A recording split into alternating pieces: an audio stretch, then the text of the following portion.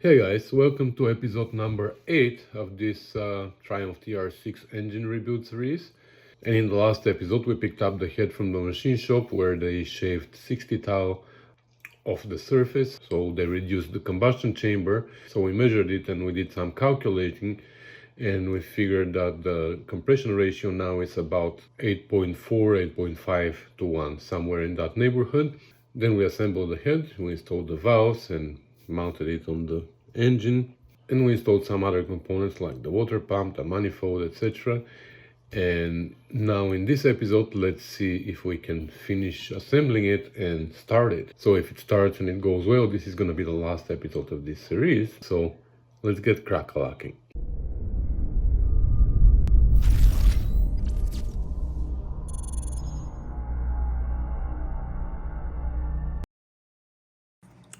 Alright, it's the next day and the carburetors are now installed. I never seen them running, so I don't know how good they are. I inspected them a little bit and it looks like it is okay. I'm sure they're not going to be synced properly, and I'd like to keep the engine running once it starts, so I don't know, we'll see about that. I also found an old oil gauge and I hooked it up here with an old plastic line. Hopefully it's gonna stay. I don't like these plastic lines. I still need to put the clutch and the transmission on. For the front I have a rad that I'm gonna install. We have place here on the frame conveniently, but first we're gonna have to install the fan. For the radiator we'll see if I have enough hoses. I have here old hoses that are left over for just for situations like this when I need to experiment like that, so we'll see if I have enough. For sure I don't have the pipe that goes down here to the rad, so we will see what we're gonna do about that. We might need to use things like that to join two hoses together, and still I don't know if I'm gonna have enough. Maybe this one. I have no idea what this is and where it came from. But yeah, we're gonna have to use stuff like that just to make it run for the experiment here, for the initial start. So anyways, I'm gonna keep dressing it up and we'll see. For the fuel, I wanted to show you something. For the fuel, this is the line that came with the engine, but it has a horrible kink here.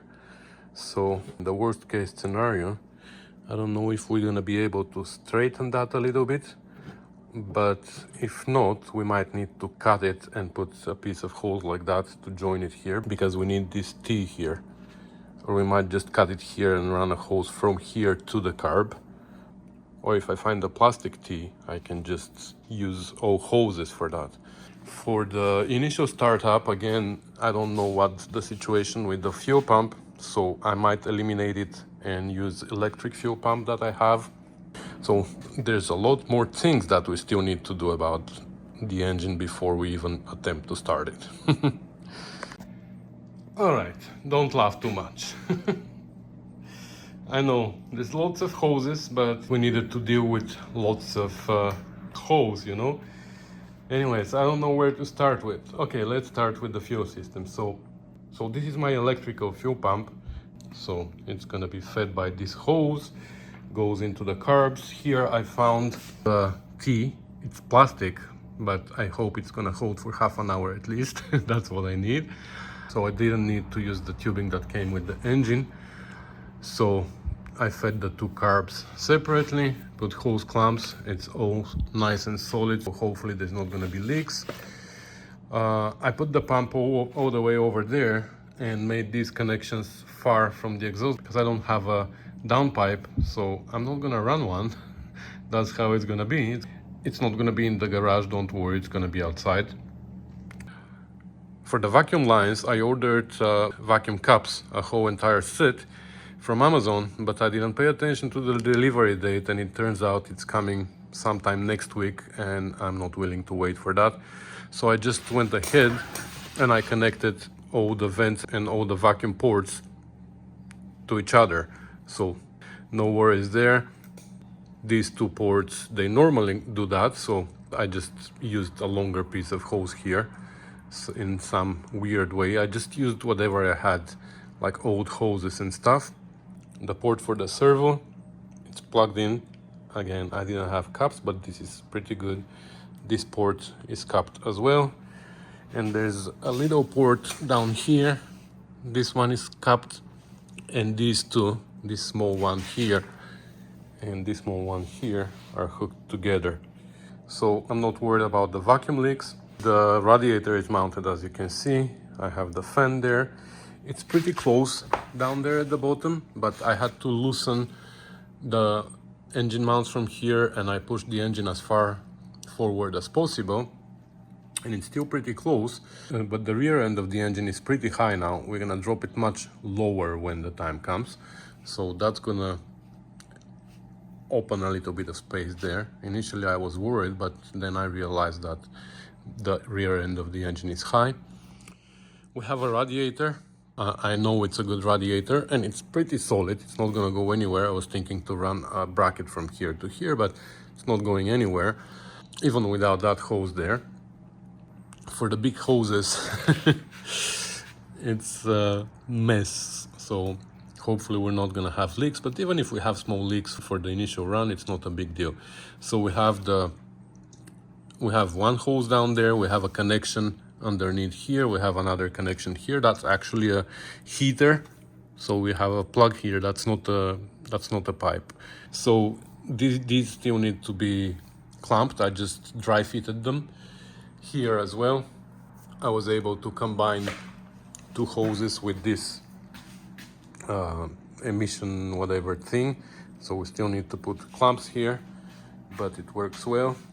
Then we have a hose from here to the manifold that needs clamps as well, and here this is connected, and then the one for the heater doesn't go to the heater. Obviously it's not winter yet, so it's gonna go back to this pipe, and that's the cooling system. I think we're pretty good there. So I'm gonna put clamps now, and this problem is solved. And on this side, like I said, the fuel pump is not gonna be used. We still need to do the distributor. The coil is here. I'm not sure if this is a coil for ballasted system or not, so we're gonna have to measure that and determine whether we need another coil. I just put it there, and then I realized that maybe it's for ballasted system, and I don't have a ballasted wire or anything here, so I'd like to use a 12-volt coil, not a 6. I put the alternator, but it's not gonna be plugged in. We're just gonna use it as an idler, so we can have a belt here running the water pump, and basically that's it. We're making progress here, but I didn't expect that that was gonna be so much work. The oil gauge is ready. We just need to mount it somewhere at the end. So what's left is clutch, transmission, and electrical system, steering wheel, pedals, etc, etc. Yeah, we're gonna drive it. Again, this was an update. I'm gonna do some more work, and I'm gonna give you another one.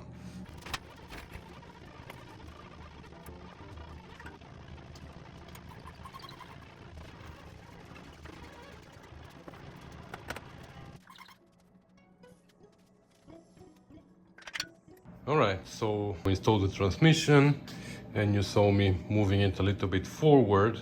So now the center of the weight, I guess, is in the center of the cart. Even though I'm still not sure if I'm gonna run it on the cart or I'm just gonna put it on the floor. And I'm thinking even to take it outside over there on the grass so it doesn't walk away from the vibrations. I don't know, I haven't decided yet. But just in case, I didn't want to mount anything permanently on the cart, so I installed my dash here on the frame. So we have an oil gauge, we have temperature gauge, and we have 3 switches. So this one is gonna be the ignition on and off. This is gonna be the pump, the fuel pump down there, on and off, because I want it to be separate from the ignition. I want to be able, for example, if it doesn't start and I need to crank it for a while, I don't need the fuel pump to be cranking all this time. So ignition on and off, start button, and that's gonna be it. I don't think we need anything else. So I just have to wire everything. I run a battery wire here for the starter, so I'm assuming the battery is gonna be somewhere here, so that should be long enough. So, and I have the voltage stabilizer here because for the temperature gauge you need exactly 10 volts, otherwise you're not gonna have correct reading. So that's it, and we have to hook up the oil gauge now. So let me do that, let me do the wiring, and I'll update you again. All right, it's all wired. I know it looks a mess with the wires, but for those of you who are interested, I'm gonna explain what the wires do. So we have the battery, and because the battery was almost dead, this is my old Jeep battery, so I'm charging it. So don't pay attention to this mess here. I'm just using one wire from the ground here through my jumper wires to ground the whole assembly here. So these wires are not related. This wire here is not related either, so I'm gonna just cut it off so it makes more sense. So we have a positive and a negative. The red one is the positive, the blue one is the negative, and they go and they feed here everything. So this is our main power, comes to the ignition switch. When the ignition switch is turned on, all the brown wires come live. One goes to the pump switch, the other one goes to the switch for the starter solenoid, then the other brown goes to the voltage stabilizer, and because these two here are bridged, I just used from here, this goes to my ignition coil. So actually I'm gonna unplug it, but that's where it's gonna plug because I don't wanna accidentally leave it on. What else? The blue one, like I said, are the grounds. So the switches have lights in them, so that's why they need ground. So I send ground to each switch and to the body of the voltage stabilizer. Also one ground goes all the way there to the pump. The yellow one is the power for the pump through the switch only when the ignition is on. So when the ignition is on, it powers up the brown wire, and only then the switch for the pump has power. And then depending on whether the switch is on or off, the yellow wire is power or no. So that turns on the pump. The ignition we explained. The solenoid, again, when the ignition is on, the brown is live, and now this side of the switch is live. And then when you press it, the red one is live, and it goes through here, and it goes to the starter solenoid. Up there, through the brown wire, we get power to the voltage stabilizer only when the ignition is on. And then the yellow one is the 10 volts, the output from the voltage stabilizer, which is the I. So there's B and I on these poles here. The B is the 12 volt and I is the 10 volt that goes to the temperature gauge. And then the other side of the temperature gauge through this blue wire, I put blue here because this is basically ground from the sending unit over here. So the sending unit is basically grounding the temperature gauge, but through some resistance. So let's test it. So just so you know, the main power is not connected of the starter yet. So it's not gonna crank, but the solenoid is connected. So that's how we can test the solenoid at least. So when we turn the ignition on, we have a light on, the pump,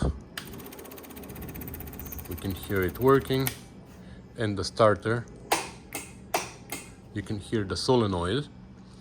And actually, let me test, I want to test the temperature gauge, which we can unplug from here and connect to ground somewhere. Where can we have ground? Here? There you go. It starts moving. So that's how you can test your temperature gauge and your voltage stabilizer. If you just ground this wire, it's gonna tell you whether it's working on or not. Because like I said, what it is, the temperature sender, it's a resistor. Depending on the temperature, the resistance to ground is different. So now it's gonna go down, and that's it. The oil gauge has no electrics, and now when this is off, we can't start it and we can't turn the pump off. only when the power is on. That's it. So it's wired, and let's see what's next. Alright, so with all this done now, we can finish assembling this side as well.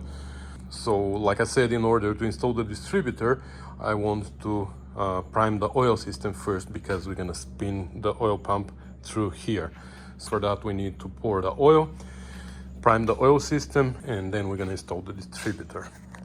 Okay, so we have the oil pressure gauge connected. We have all the plugs closed, I believe. We have the nuts on the cover, we have the gasket, so hopefully we're not gonna leak oil from anywhere. I'm not forgetting anything, am I? Okay, so for oil, I'm using this 20W50 VR1, which has high zinc, and it is recommended for pushrod and flat-tapped engines. So that's gonna prevent the camshaft from wearing the same way the old one that we took out from this engine was worn. So now I start doubting myself whether I installed the drain plug. Let me check. Yeah, the drain plug is in. So I'm gonna put 4.5 liters or 4.5 quarts, and then we're gonna prime the system, and then we're gonna check the level, and if we need to, we can add more.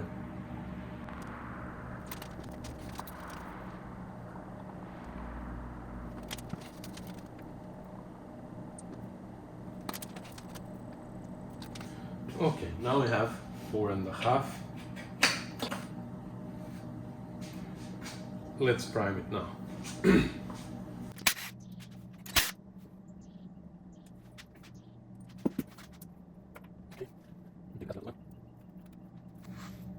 So this is the reason why I didn't bother installing the gear properly, the distributor drive gear, because now we have to take it out in order to prime the engine.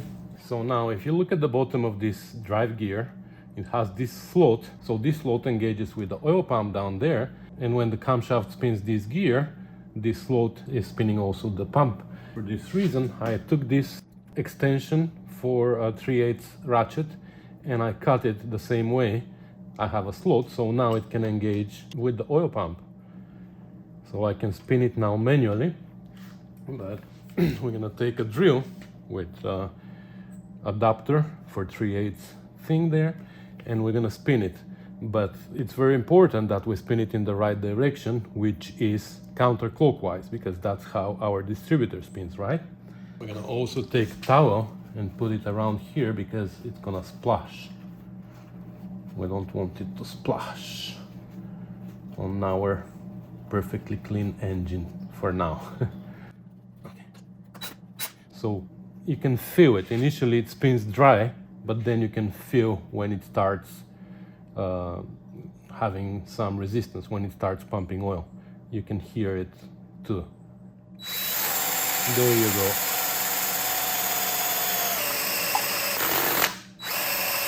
You see, it started. So let's look at the gauge. There you go. So we have oil pressure, but I'm gonna continue doing that for a while. I'm just gonna continue, I'm gonna change my battery, and I'm gonna continue doing that for a minute or two to make sure that the oil spreads all over the engine.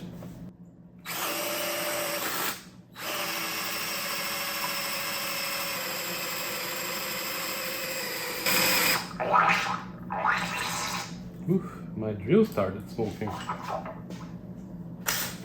Wow, I might have killed my drill.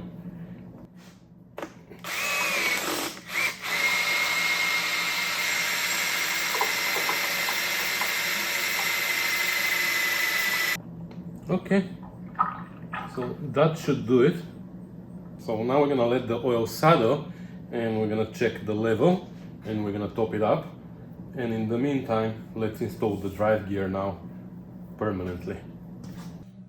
Okay, so to install the gear, we need to know a few things. First of all, this slot is not dividing the gear into two halves. It is a little bit off center, so it doesn't go through the center of the gear. So that's how we want it. We want it to be on that side when it is installed. So we want the gear to be installed in such position that when the crankshaft is at top dead center of the firing stroke of first cylinder, which it is, that's where we left it, we want the gear in that position of the crank to be positioned somewhat like this, to point 2 and 8 o'clock, something like that. But that's tricky because as we drop the gear and it goes down, it's going to spin a little bit because the teeth are diagonal. So as it meshes with the teeth of the camshaft and it goes down, it's going to spin a little bit. So we need to put it something like that. So when it goes down, it's going to spin and come somewhere here. And we want the slot to be on the side closer to the engine, not on the bottom side. So let's see how that's going to work. So I'm going to drop it somewhere here, and as it goes down, it spins. But now it also needs to match the slot of the oil pump. So we need to turn the engine now, so the gear starts turning, and then it's going to drop a little bit more when it finds its position of the oil pump. I'm going to try to turn it one-handed here, the engine. Oh, that's hard. I need two hands, but somebody needs to push on the gear, or I'm gonna be pushing, like I'm gonna be turning and pushing. No. No. Unless it's already engaged, but I don't think so. Actually, we can measure that. So we're gonna measure how deep it is. And we're gonna compare this to this. Yeah, it still needs to go lower. I want to be able to turn the engine one-handed while I'm pushing on this, but I can't. Oh, actually, I think it went down now. Yeah, now it went down. Let's measure again.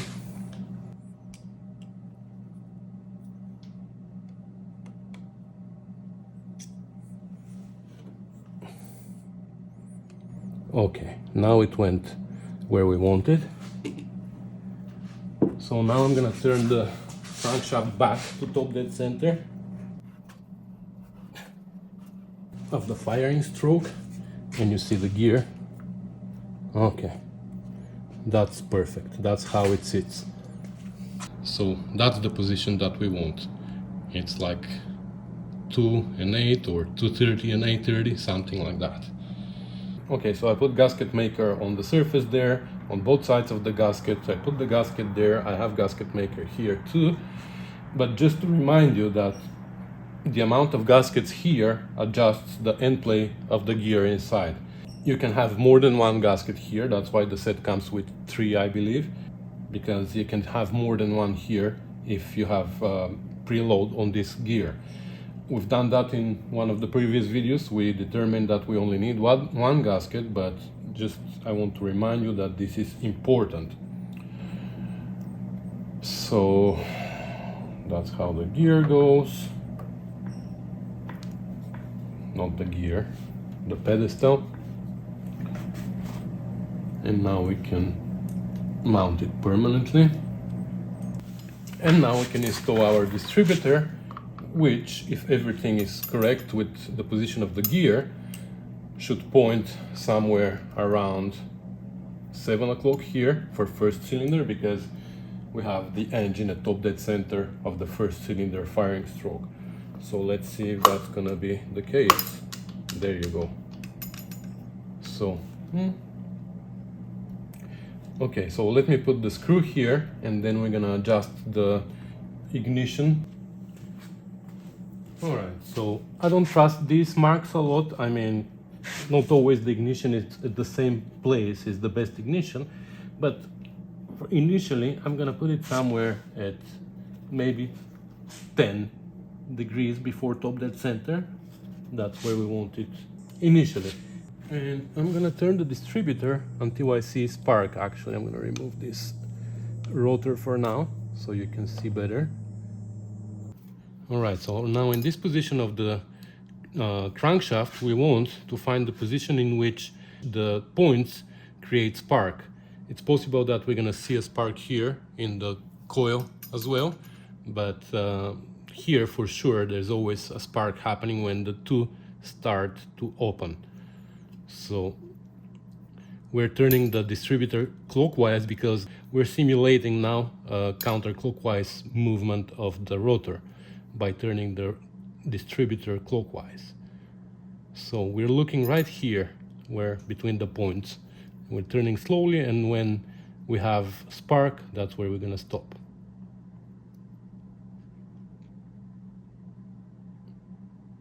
There you go, did you see that?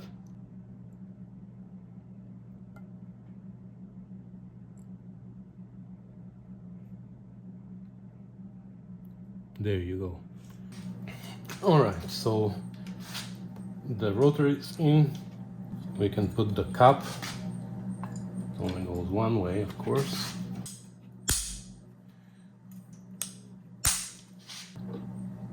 I also installed the spark plugs, so we can start running the wires here. That's the one in the center. So that's our first cylinder. So number one, we need the longest wire here. So this is number one.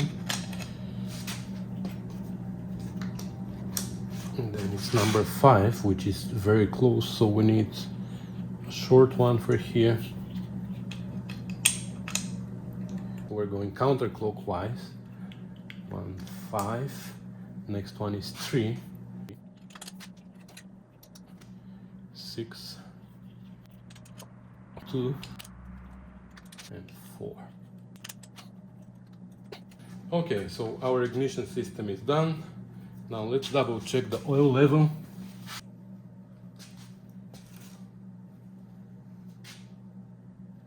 Yeah, that's low, so we're gonna add.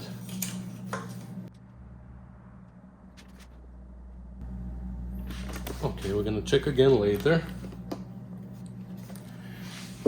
Now, what's left? The fuel and coolant. Actually, I'm forgetting something. We're not ready with the ignition because we said that we were gonna measure the coil, right? So I'm just gonna unplug it so I don't get false readings from somewhere else. And how we check it is we need to see the resistance between the negative and the positive here. So if it is 6-volt coil, it will be 1.5 ohms, and if it is 12-volt, it's gonna be 3 ohms. Let's plug it in properly. Oof, it's 1.5 actually. That's bad. That's bad because we need another coil. All right, so I do have a 3 ohm coil. Yes, 3.2. Negative is on this side. Positive is on this side. Okay, and now we are ready with that. And since we are here, let's check the oil again. Good. Yeah, let's prime the system and see. Hopefully we don't have any leaks. Hopefully it doesn't overflow. Hopefully we don't leak fuel from underneath, but we'll see. Ooh, battery is not connected. Okay.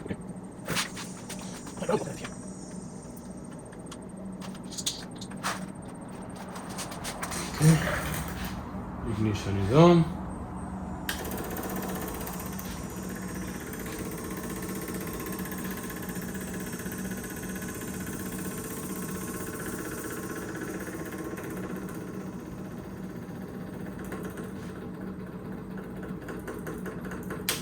Okay, I think we're full and there's no leaks underneath, which is good. No flooding. Smells like fuel. And last but not least, let's fill up the cooling system.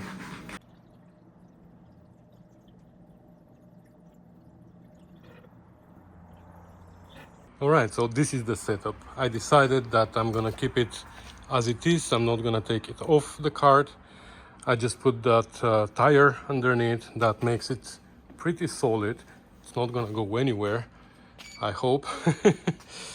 And I also put a ratchet strap here for the rear end not to go anywhere. I also run some screws here, here and here so it doesn't slide out, and same on the other side, like here and here. There's a little leak from here, from the coolant, so I had to move this clamp and I tightened it all the way, so hopefully it's gonna hold. But if it doesn't, it's just coolant, it's not such a big deal. I'm not running on overflow bottle, so whatever drips, it's gonna drip out, I don't care. No other leaks, I don't see any. This coil can move out.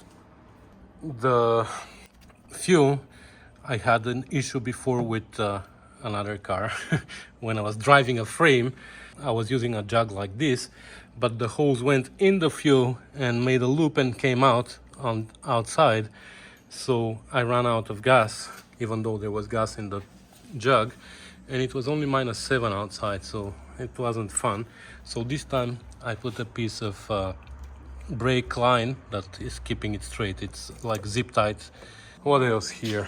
The ignition is still disconnected. I don't want to connect it yet. The battery I put on the floor. Now this time we have the starter. The positive of the starter is hooked up to the battery. The negative, I run like those jumper wires to the negative of the battery, so we have ground to the chassis through a big wire, not through this. This is also my ground, but this is for the ignition coil and everything else. But I made sure that we have a solid wire for the starter. And in the meantime, I'm also charging the battery, because this battery in the first place is not the best, so we will see if it is going to work at all. But also we didn't hook up the alternator, so we need to charge the battery with something. That's why it's hooked up to my little charger here. It's 10 amp, so hopefully it's going to be enough. My only worry is about the heat that is going to come out of the exhaust. I don't know, there's nothing else I can do. I don't have a downpipe. I have a little spray bottle that I can just spray down there if it becomes too hot and if the cart starts smoking or something. I'm also gonna bring an extinguisher. I have multiple, I have one there, I have one there, but I'm gonna bring one close to here as well. And I think we are pretty close to starting it. I'm just gonna crank it a few times to make sure that the battery is holding, and then I'm gonna connect the ignition. So let's do that. So like I said, the coil is disconnected, so it's not gonna start, but let's see how it cranks.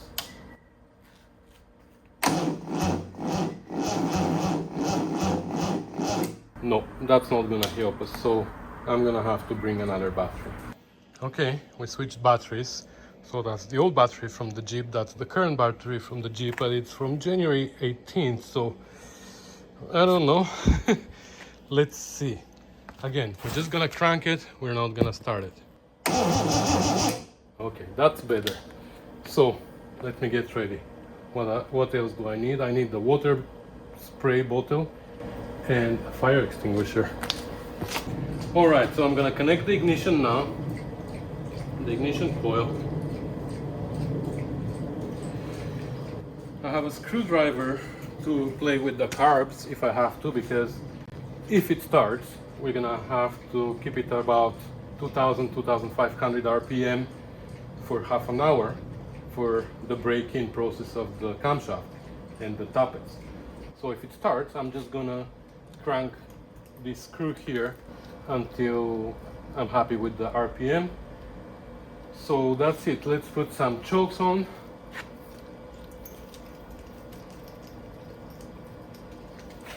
It's gonna be loud if it starts again, so you're not gonna be able to hear me, but I'm hoping for that. I hope that you are not able to hear me. Okay, let's go. I'm gonna turn the fuel pump again on. And let's go.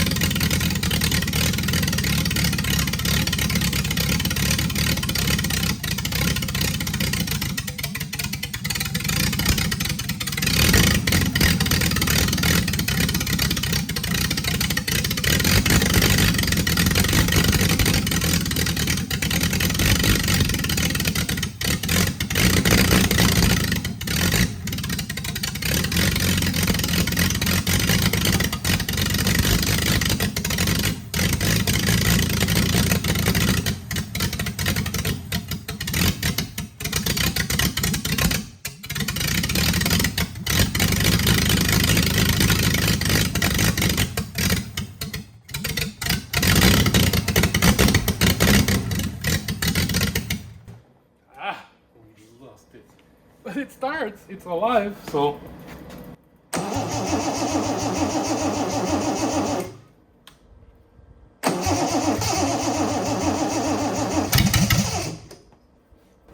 It's cold and these carbs are not adjusted, so I don't know.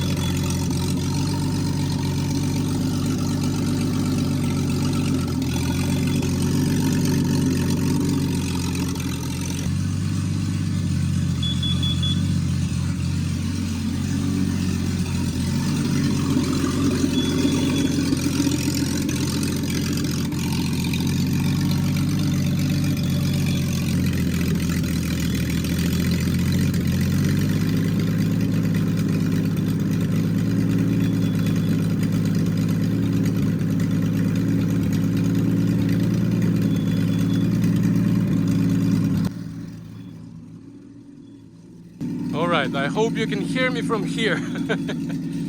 So she runs well. It was tricky in the beginning when there was no when it was cold, but now it is but once it warmed up and I turned the chokes off, it's running pretty well. I played a little bit, I moved a little bit the distributor too, and now it is actually pretty smooth. So now we have to just wait for half an hour. That was it was 3:30 when we started. So we just have to walk around for half an hour. I can't be in the garage because it's like smoky. Even the carbon monoxide sensor started kicking in. So anyways, I'm happy. It runs.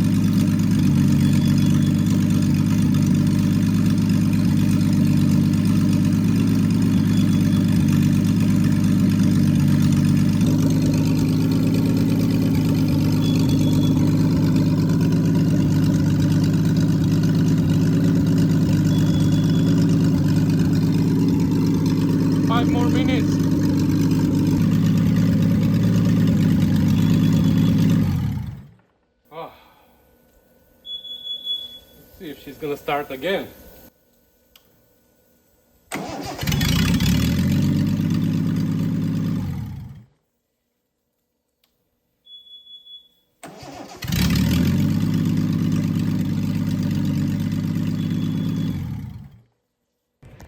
Alright, so she is alive, and finally the carbon monoxide detector turned off.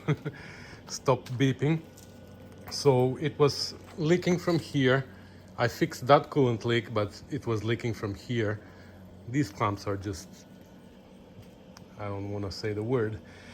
Anyways, didn't leak too much. I was worried a little bit that it's gonna leak a lot and it's gonna lose a lot of coolant, but it didn't. So the thermostat opened whenever it needed to, and the temperature was good, the oil pressure was good, and she ran for half an hour. And initially, no airplanes, oh my god, there's always something. I'm sorry. And she ran well. There's no leaks anywhere. I didn't see any other than this one here, and I'm happy. Initially, when it was cold, it was running pretty rough, but then once it warmed up, I turned off the chokes and it started running better. I also adjusted a little bit the distributor, and then she started running smooth. So she ran for half an hour and the braking process is done now. So now what's left is just to take off the valve cover once again and adjust the valves one more time, because probably now that the tappets and the camshaft seated properly and everything, now they're probably gonna need another adjustment. So we're gonna do that, and that's gonna be the last thing that we're gonna do. This project is now done. Anyway, so it's been a journey with cracked heads and everything, but finally it's done. It's been like 2 months. I expected to be done in 2-3 weeks, but the machine shops and the cracked head, it was a journey anyways. So that's gonna be it for this video series, guys. I really appreciate that you stuck around and you kept me company while I was rebuilding it. Once again, I want to thank you for watching, for commenting, for subscribing, for supporting me financially. Don't forget to like, subscribe, and share. And if you want, you can find the Rusty Beauties group on Facebook, where there's more than 1,500 members now, and everybody shares their experience with their Rusty Beauties. So you can do that as well. You can find answers to your questions if you want, or you can help others find theirs. So once again, guys, thanks for watching. I really appreciate being here and supporting me, and I'll see you with another project soon. So see you guys. Bye. One more time.